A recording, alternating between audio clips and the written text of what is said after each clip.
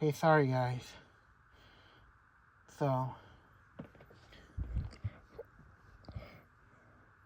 oh no, it wouldn't let me turn my flashlight on. Sorry about that.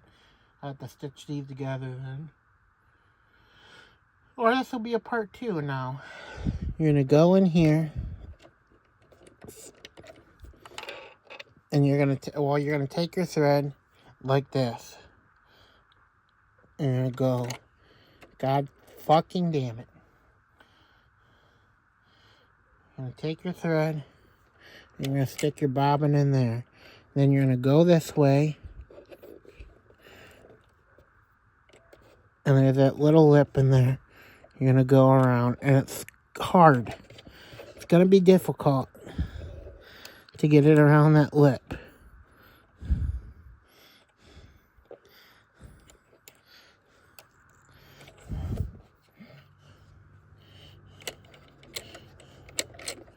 God damn it. Oh, see, I had it.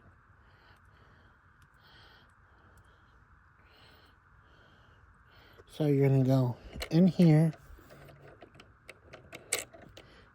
and then you're gonna go around this lip, just like that. And you're gonna pull the thread out this way. You're gonna pull the thread for your bobbin towards the back, right? And this little lip in here, you're going around this side, and it's gonna sit on the outside of that, right? So now you're gonna take your plastic, you're gonna stick it back on your thread. Now you got to get your bobbin thread to come through the bottom of the presser foot, because when you sew, you're pretty much sewing from the top and the bottom. So what you're gonna do now is you're gonna grab your thread right here, and remember this wheel I told you about? You're gonna turn that. You're gonna do this by hand. So you're gonna grab and hold this, and then you're gonna turn your wheel towards yourself, and the sewing machine's gonna go down. You keep turning, come back up, and then if you give your thread a pull,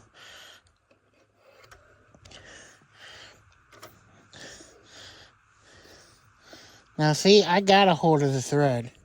It's just getting it to come right there. Let's see if you can see that. Let's zoom in. See right there? That's the bobbin thread looped. So now you're gonna pull that through, and now you got your two threads. Right? So now we're gonna come back out. These two threads. Let's zoom in again. So on the sewing machine, you see how there's that little hole in the foot? So your top thread is gonna go through that, under the presser foot, and they're both gonna go to the back of the sewing machine. Just like that. And that's how you're gonna set up your sewing machine. Now you always want these two threads to go towards the back of the sewing machine.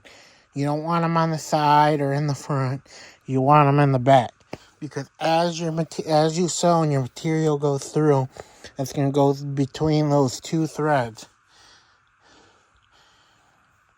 It's going to go between those two threads. So as you sew, those two threads are going to be sewing your fabric together.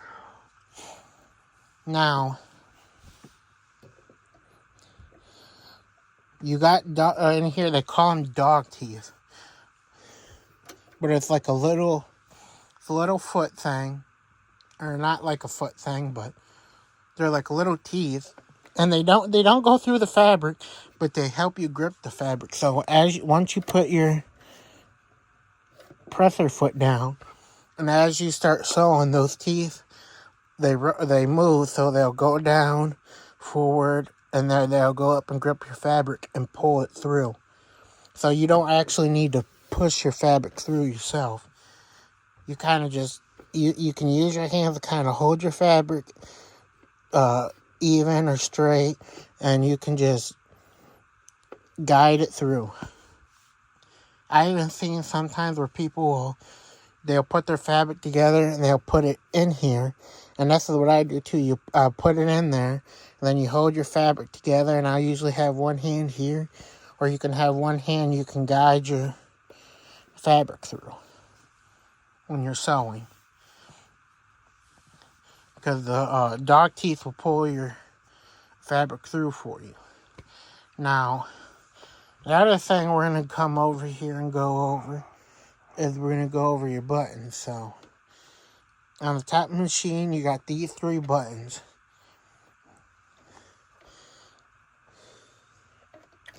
Let's see. This one is width, the middle one is needle position, and that one is tension. Now,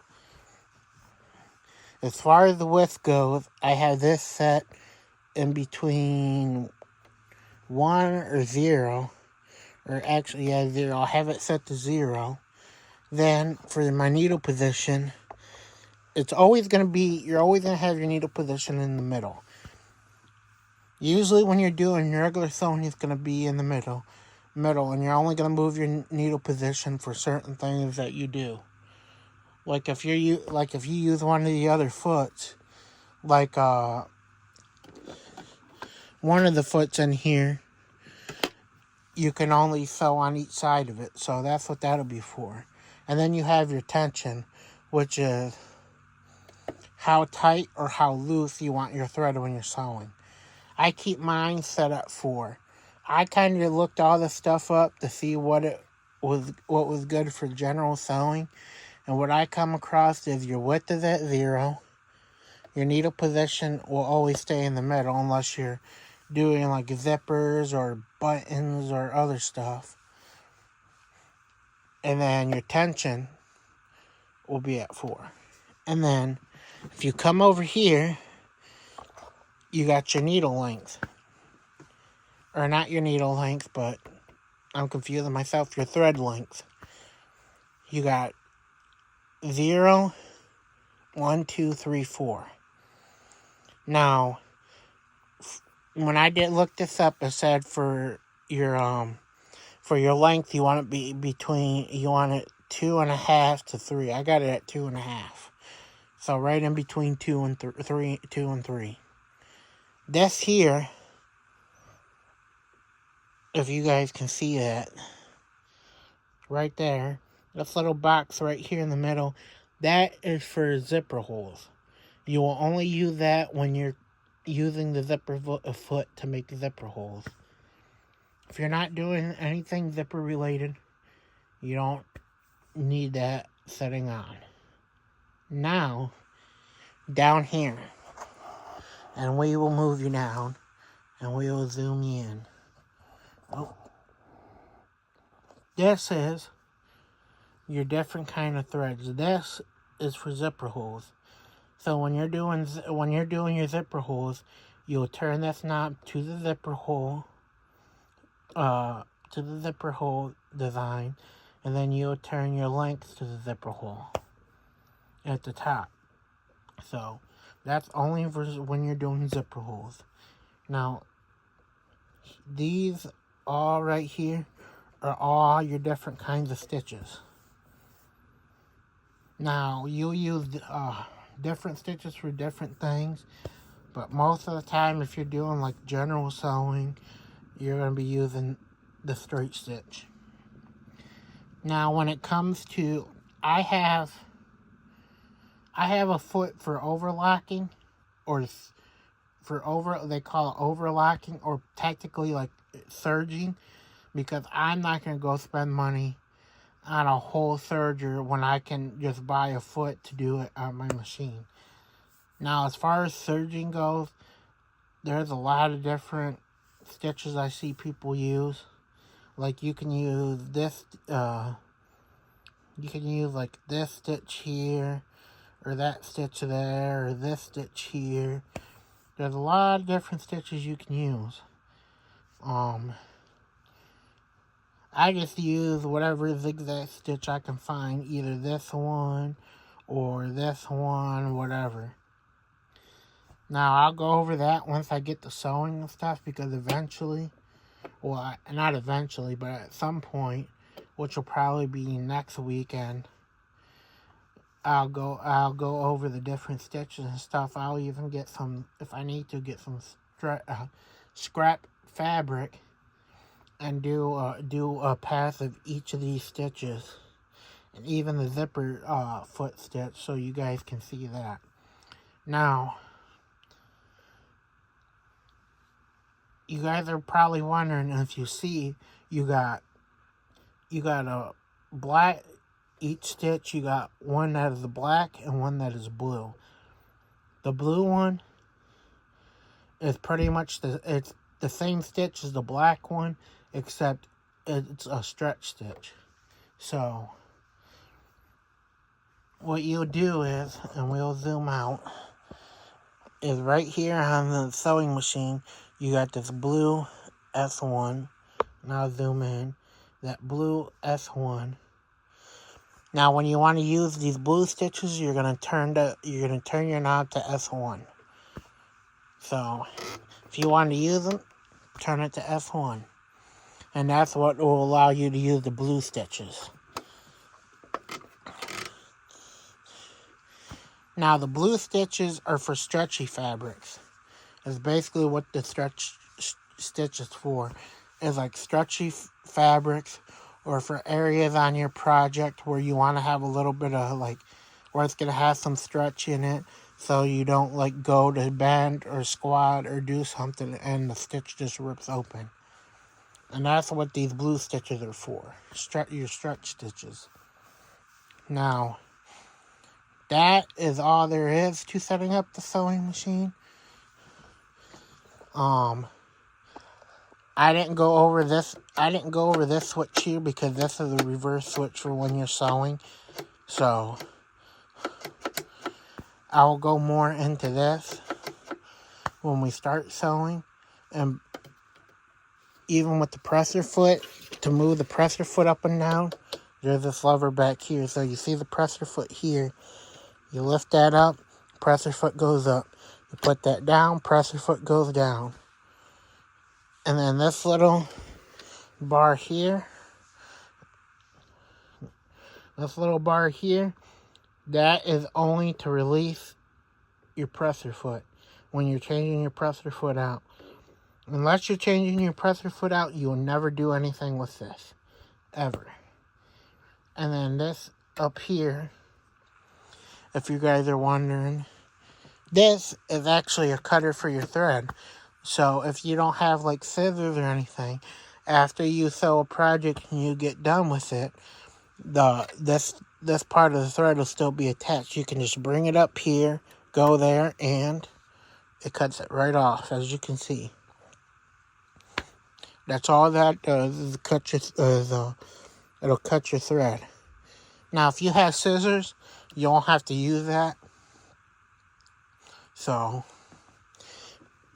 and it's basically just a little blade in there, or whatever. Now, I don't know if that gets dull over time. I never used it enough to know, but this is pretty much how you set up your sewing machine. Now, I will say the knob up here, this little knob up here on the top, no idea what that does. Never touched it. On the back machine, this little knob right here, no idea what it does. Never touched it. Wherever it was at when I got the sewing machine is where it stayed. But that is how you set up a sewing machine. Well, this particular sewing machine, a lot of your other sewing machines will be pretty similar. Actually, just depends what you have. Like for Singer, the Classic, and the Heavy Duty, the way you set them up are exactly the same, because they're the exact same machine, except one is built stronger than the other. That's it. Now, when it comes to your other different brand machines, whether it's your industrial ones or like your brother's sewing machines or whatever, they probably will be similar, but I never had any of those sewing machines. This is actually my first sewing machine, so I'm not too sure about that. Now for me, since this will be that's pretty much here is going to be what my work area is going to be, because I like to get get a table where the sewing machine drops down in, and the whole top of the table is level with this, so I have more space. I just don't, how do I put it? I just don't have room for that right now. But Singer does sell. I don't know if I'll do it, but Singer does sell. If you want it, they sell a little table that will go around the sewing machine. Now, the only one I see they have it for is the heavy duty, which since the heavy duty and the classic are pretty much the same machine, I'm pretty sure it'll work for the classic. The only difference is probably it's going to be gray. That'll be the only difference. But I'm pretty sure it'll work for the classic since they're the same machine. I'm not positive, but you can find out. But, yep. So, and then all my feet are in here. Now this, I did want to show you this, because this is my overlock foot that I picked up for pretty cheap. So that way I can overlock my edges so they don't fray or come loose. It's kind of similar to a regular presser foot, except the only difference is it's got the stopper here, so when you put your fabric up against it, it stops. It stops it at a certain position, and it holds it in place, and that is so you can overlock. So, because I'm not going to buy a whole serger just for that one, I can just get this foot cheap, put it on my sewing machine, and overlock whatever edges I need to overlock. But as of for now, that'll be it for this video. The next video should be, the next video should be drafting the pattern for the other shirt, because I already got the fabric for it right here. I got 2 yards of the fabric right here in the blue color. Now this is 100% cotton. This is just what I've been getting, because this is this ain't that expensive actually. I go to Walmart and I'll show you the other one that I have. This one, 1 yard. A little patch like this. A little patch like that, I think I'm pretty sure I paid about $5 for this. It's in one of my other videos, I think. And then this, I paid, I think it's about $10 for 2 yards. Now, I went with 2 yards because I did a practice shirt with 1 yard of thread, and I got,